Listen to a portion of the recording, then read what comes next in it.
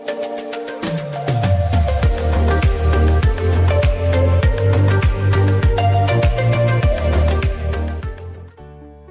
नमस्कार विद्यार्थी मित्रांनो, स्वागत आहे आपलं अभिषेक कम्प्युटर एज्युकेशनवरती.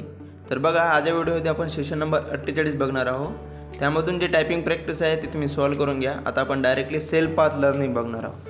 ठीक आहे, तर यामधून स्टार्ट करू. यामध्ये बघा 5 स्टेप्स त्यांनी दिलेले आहे आपल्याला, म्हणजेच आपल्याला 5 प्रश्न आहे. त्यामधून पहिला प्रश्न बघा, टेक्स्ट बॉक्स ॲड करण्याकरिता तुम्हाला डॅश डॅश टॅबवर व डॅश ग्रुप खाली ऑप्शन मिळू शकेल. तर ते म्हणजेच इन्सर्ट टॅबवर वरती आणि इथं टेक्स्ट. तर हे दुसऱ्या नंबरचा ऑप्शन आहे आपला.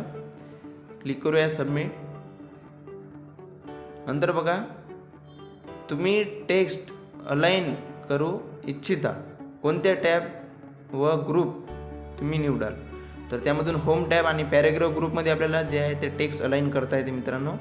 तर क्लिक करूया सबमिट. बघा समोरचा प्रश्न, टेक्स्ट कलर चेंज करण्यासाठी दिलेल्या इमेजमधून योग्य ऑप्शन निवडा. तर परत एक इमेज दिलेली आहे त्यांनी. आता टेक्स्ट कलर चेंज करण्यासाठी बघितलं ऑप्शन नंबर जे डी आहे त्यावरती आपण चेंज करू शकतो. सबमिट करूया. नेक्स्टवरती क्लिक करा. तर बघा, आपल्याला पोस्टमध्ये पिक्चर ॲड करण्यासाठी आपण डॅश डॅश टॅबवर क्लिक करू. तर ते म्हणजेच आपल्याला इथं इन्सर्ट टॅबवरती जावे लागेल. तर लास्ट प्रश्न बघा, डॅश डॅश इमेज एक लेवल मागे पाठवतो. तर ते म्हणजे सेंड बॅकवर्ड्स पहिल्या नंबरचा ऑप्शन आहे मित्रांनो. तर येस करून इथं एंड करून घ्या. जे सेल्फ पाथ लर्निंग आहे तिथं संपलेलं आहे आपलं. नंतर जे आहे ते आपण आता नॉलेज चेक बघणार आहोत. त्यावरती क्लिक करून बघा इथं स्टार्ट करून घेऊ. ठीक आहे, तर यामध्ये एक त्यांनी सांगितलेलं आहे पहिलेच नॉलेज चेक स्टार्ट करतानाच की तुमचे मार्क्स वगैरे कटू शकतात. तर प्रॉपर ॲन्सरवरतीच क्लिक करा. ओव्हर कॉन्फिडन्समध्ये जाऊन तुम्ही चुकीचा ॲन्सर सिलेक्ट करून सबमिट करू नका. ठीक आहे, तर बघा, पोस्टरमुळे कोणता उद्देश साध्य होतो. तर पोस्टर लावल्याने बघा इथं प्रमोशन होत्या, नंतर इथं मार्केटिंग वगैरे होते आपल्या ब्रँडची किंवा एखाद्या प्रोडक्टची. तर सेव्ह करूया. पोस्टर लावल्याने हे दोन्ही काम होतात. नंतर बघा, सिलेक्ट केलेल्या टेक्स्टचा फॉन्ट साईज वाढवण्याकरिता पुढीलपैकी कोणता आयकॉन तुम्हाला उपयोगी पडेल. तर इथं ऑप्शन नंबर दुसऱ्या नंबरचं बघा इथं. तर यामधून आपण जे आहे ते टेक्स्टची साईज वाढवू शकतो. नंतर आहे पोस्टर बनवण्यासाठी आणि प्रिंट करण्यासाठी सामान्यतः कोणता आकार वापरला जातात. तर त्यामध्ये बघा, आपण A3 साईज यूज करू शकतो यामधून. नंतर परत A4मध्ये पण यूज करू शकतो पोस्टरची प्रिंट. आणि यामधून A2 सुद्धा आपण यूज करतो पोस्टरची साईज ॲज अ प्रिंट म्हणून पोस्टरमध्ये. तर सेव्ह केले आपण. नंतर आहे टेक्स्ट ठळक करण्यासाठी पुढीलपैकी कोणत्या आयकॉनवर तुम्ही क्लिक कराल. तर ते म्हणजेच ऑप्शन नंबर तिसरं म्हणजेच बी म्हणजे बोल्ड. तर बोल्ड केल्याने ठळक होते टेक्स्ट. नंतर बघा, तुमच्या मित्राला असे प्लॅटफॉर्म माहिती करून घ्यायचे आहे जिथून पोस्टर डिझाईन करता येतील. त्यासाठी पुढीलपैकी कोणते प्लॅटफॉर्म योग्य राहतील हे ओळखण्यास त्याला मदत करा. तर बघा, ते म्हणजेच माय क्रिएटिव्ह शॉप, नंतर पोस्टर माय वॉल आणि इथं डिझाईन कॅप. तर हे तिन्हीसुद्धा उत्तर आहे आपले. तर सेव्ह करूया. इथं SIM करून जे नॉलेज चेक आहे ते एंड करून घ्या मित्रांनो. तर कन्फर्म करून ओके करूया.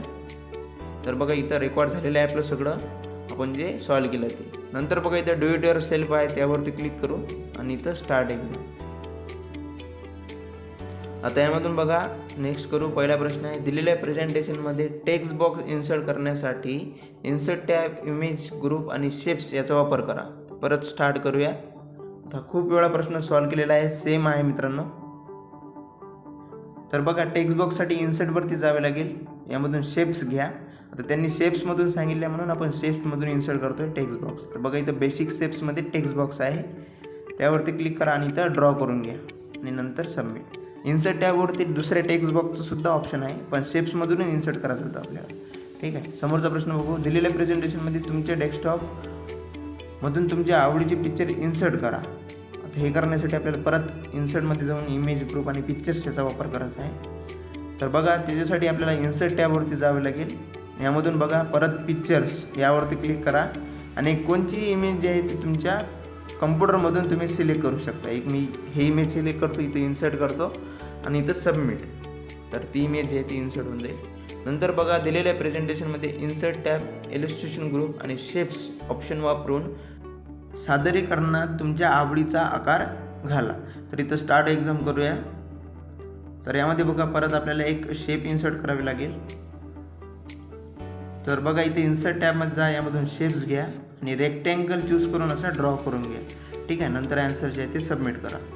तर एक सिम्पल क्वेश्चन होता, आपण खूप वेळा सॉल्व केलेला आहे हा सुद्धा. नंतर बघा दिलेल्या प्रेझेंटेशनमध्ये फ्रेम शेप इन्सर्ट करण्यासाठी इन्सर्ट टॅब, इलस्ट्रेशन ग्रुप आणि शेप्स याचा वापर करा. ठीक आहे, आता फ्रेम हा शेप इन्सर्ट करायचा आहे. परत स्टार्ट एक्झाम करूया आणि आपल्याला परत आता इथं यामधून इन्सर्ट टॅबवरती जावे लागेल. इन्सर्ट टॅबवरती जाऊ, यामधून शेप्स घ्या आणि यानंतर इथं बघा हा फ्रेम आहे, त्या फ्रेमवरती क्लिक करा. इथं असं ड्रॉ करून घ्या तुमच्या माऊसच्या मदतीने. नंतर इथं सबमिटवरती क्लिक करा. लास्ट प्रश्न आहे बघा, दिलेल्या प्रेझेंटेशनमध्ये टिअर ड्रॉप शेप इन्सर्ट करण्यासाठी इन्सर्ट टॅब, इलस्ट्रेशन्स ग्रुप आणि शेप्स याचा वापर करा. तर परत इथं स्टार्ट करूया. तर परत आपल्याला टिअर ड्रॉप शेप हा इन्सर्ट करायचा आहे. तर त्यासाठी परत यामधून इन्सर्ट टॅब, यामध्ये शेप्स, तर त्यावरती क्लिक करा आणि टिअर ड्रॉपसाठी बघा इथं हा ऑप्शन आहे टिअर ड्रॉप. बेसिक शेप्समध्ये टिअर ड्रॉप हाच आहे. तर यावरतीच क्लिक करून असा माऊसच्या मदतीने तुम्ही ड्रॉ करून घ्या. दुसऱ्या बाकीच्या इकडे कुठं क्लिक करू नका. हा शेप सांगितला तर हाच शेप्स इन्सर्ट करा. तर बघा इथं डू इट योरसेल्फसुद्धा आपलं सॉल्व झालेलं आहे मित्रांनो. तर इथं आपण आता ते एंड करून घेऊ. ठीक आहे, एंड एक्झाम करून घेऊ, कन्फर्म आणि ओके. आता समोर बघा प्रोसेस फोलिओ राहिलेला आहे मित्रांनो आपलं. तर प्रोसेस फोलिओवरती क्लिक करूया आणि यामधून स्किल सेट बघा, view tab of MS PowerPoint. तर तुम्हाला व्ह्यू टॅबवरतीच जावे लागेल आणि नंतरच तुम्ही सगळ्या टॅबवरती जा, व्ह्यू टॅबवरती पण जा, नंतरच आपण सेव्ह करू शकतो. तर बघा परत 10 मिनटं वेळ आहे आपल्याला. सबमिट तर होणारच नाही सध्या. तर PowerPoint परत ओपन करूया, त्यामध्ये व्ह्यू टॅब ओपन करा आणि ते डेस्कटॉपवरती तुम्ही जे आहे ते PowerPoint सेव्ह करून घ्या. ठीक आहे, तर यामधून मी स्टार्ट बटनमधून माझे जे PowerPoint आहे ते ओपन करतो आणि ब्लँक प्रेझेंटेशन घेऊन सगळे टॅब वगैरे ओपन करतो. यामधून व्ह्यू टॅबसुद्धा ओपन करा आणि नंतर तुम्ही जे आहे ते डॉक्युमेंट सेव्ह करा तुमच्या डेस्कटॉपवरती. तर बघा आता जो प्रेझेंटेशन आहे ते मी इथं सेव्ह करून घेतो. ठीक आहे, आपला जो प्रेझेंटेशन आहे PowerPointचं तिथं सेशनचं नाव देऊन सेव्ह करूया डेस्कटॉपवरती. तिथं सबमिटवरती क्लिक करू, ओके. तर बघा इथं जे स्किल सेट सपोज आहे आपलं त्याच्यासमोरच आपण सॉल्व केलेलं आहे प्रोसेस फोलिओ. यानंतर बघा इथं रिस्टार्टचं ऑप्शनसुद्धा येऊ शकते. तर इथं प्रोसेस फोलिओ यावरती क्लिक करा तुम्ही डायरेक्टली आणि इथं समोरची स्टेप येणार. ठीक आहे, परफॉर्म स्टेटस बटन इनेबल करून ते अपलोड करा. तुम्ही स्किल सेट बघा मित्रांनो, जे त्यांनी स्किल सेट सांगितले आहे त्यावरतीच क्लिक करा आणि नंतर तुमचं डॉक्युमेंट सेव्ह करा. तर रिस्टार्टचं जे ऑप्शन आहे ते मे बी नाही येणार. ठीक आहे, तर इथं मी जे असाइनमेंट आहे ते अपलोड करून घेतो माझ्या डेस्कटॉपवरून. तर ठेवलेलं आहे मी इथंच. तर अपलोड करूया. बघा सेशन नंबर 48 त्यावर क्लिक करून ओपन करू आणि इथं सेव्ह. तर थोडं तुम्ही प्रोसेस फोलिओ बघूनच सॉल्व करा मित्रांनो, जेणेकरून तुम्ही मार्क्स वगैरे कटतील नाही. आपलेसुद्धा इथं कटलेले नाही आहे. तर आता सिम्युलेशन क्वेश्चन आहे ते बघून घेऊ. तर स्टार्ट एक्झाम केली मी बघा. यामधून इथं नेक्स्ट करा. पहिलाच प्रश्न आहे बघा, तुम्ही तुमच्या इच्छेनुसार मजकूर लेफ्ट, राईट किंवा सेंटर अलाइन करून तुमचे रिझ्युमे डिझाईन करू शकता. फक्त अट अशी आहे की ती प्रोफेशनल दिसली पाहिजे. आता सेंटर मजकूर अलाइन करण्यासाठी मजकूर बॉक्स निवडा. तर त्यासाठी बघा इथं यामध्ये आपल्याला इथं क्लिक करावे लागेल. ठीक आहे, या पॅरेग्राफवरती. नंतर इथं बघा पॅरेग्राफ ग्रुप आहे, यासाठी सेंटर अलाइन करण्यासाठी इथं सेंटरच्या बटनवरती फक्त क्लिक करा. इथं हे सेकंड नंबरचं बटन आहे त्यावरती क्लिक केलं आपण. ॲन्सर जे आहे ते ऑटोमॅटिकली सबमिट झालेलं आहे. सेंटर अलाइन ते झालेलं आहे. आता समोरचा प्रश्न बघा, काही वेळेस तुम्हाला टेक्स्ट दिसू द्यायचे नसेल आणि तेव्हा ते टेक्स्ट डिलीट करण्याऐवजी तुम्ही ते बॅकवर्ड पाठवू शकता. आता SPG हायस्कूल ह्या टेक्स्ट असलेलं टेक्स्ट बॉक्स सिलेक्ट करा आणि त्याला बॅकवर्ड पाठवा. तर बघा इथं SBJ हायस्कूल, तर आपण हा सिलेक्ट करून घेऊ आणि ह्या टेक्स्टला बॅकवर्डला सेंड करू. ठीक आहे, तर क्लिक केलं मी. इथं फॉर्मॅट टॅबवरती जा. यानंतर इथं बघा सेंड बॅकवर्डचं ऑप्शन आहे, तर यावरती क्लिक करा फक्त. एवढं केल्यानंतर जे ते आन्सर जे आहे ते आपलं सबमिट होऊन जाईल ऑटोमॅटिकली आणि तो जो टेक्स्ट आहे तो बॅकवर्डला पण सुद्धा जाईल.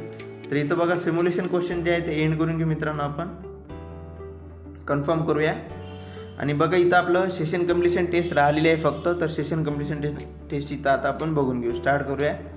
यामधून इतर नेक्स्ट करा. पहिला प्रश्न बघा, डेटाबेस हे संबंधित माहितीचे सुसंघटित संकलन असते, तर ते म्हणजेच बरोबर. नंतर बघा, बिटमॅप प्रतिमांना डॅश डॅश या नावानेही ओळखले जातात, तर त्याला रास्टर इमेजेस असे म्हणतात, तर 14 नंबरचं उत्तर आहे. नंतर बघा, रुग्णांची वैद्यकीय माहिती कायम व व्यवस्थित ठेवण्यासाठी रुग्णालयात कोणत्या प्रकारचे ॲप्लिकेशन वापरणे उत्तम ठरते, तर ते म्हणजेच डेटाबेस मॅनेजमेंट सिस्टीम. ठीक आहे, इथं 3rd नंबरचं ऑप्शन आहे. क्लिक करूया सबमिट. लास्ट प्रश्न बघा, व्यावसायिक दर्जाची प्रकाशने निर्माण करण्यासाठी डॅश डॅश हे प्रोग्राम्स तुम्हाला मजकूर आणि ग्राफिक एकत्र करण्याची परवानगी देतात, तर ते म्हणजे डेस्कटॉप पब्लिशिंग. 2ऱ्या नंबरचं उत्तर होतं. तर बघा मित्रांनो, या सेशनमध्ये एवढंच होतं. आपण इथं सेशन कम्प्लिशन टेस्टसुद्धा बघितलेली आहे. चॅनलवर नवीन असाल तर सबस्क्राईब करूनच जा मित्रांनो. भेटूया समोरच्या व्हिडिओमध्ये. तोपर्यंत take care and have a nice day. Till then, bye.